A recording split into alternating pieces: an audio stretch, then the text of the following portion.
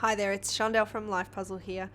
Have you been wondering why on a day when you're feeling fantastic, suddenly everybody in the world is fabulous, and then on a day when you're not feeling so good, perhaps you got out on the wrong side of the bed, and suddenly everybody around you is a complete mess and they suddenly start treating you like absolutely crap?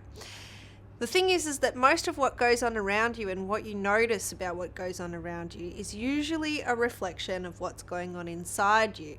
And we call this perception is projection. So a lot of people come to me and they ask me about how they can change the way people perceive them. And they say, how can I gain control over what other people think of me? How can I influence them for their decisions? And sometimes, to be honest, they get a little teeny weeny bit frustrated with me when I say, well, you have to change yourself. And essentially, because everything that's on the outside of us is really a reflection, the quickest way that you can change how other people perceive you and how you perceive other people is simply by changing you. And that's demonstrated really clearly by an interaction that I had with a girl one time. We were doing some therapy work around some frustrations that she had, particularly around conflicts with her boss at work.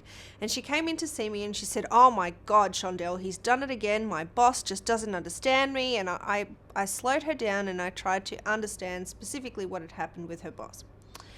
And she said to me, well, I told him that it was drafty in the room and the bastard just didn't get up and get me a glass of water. And I said, so tell me what the problem is again.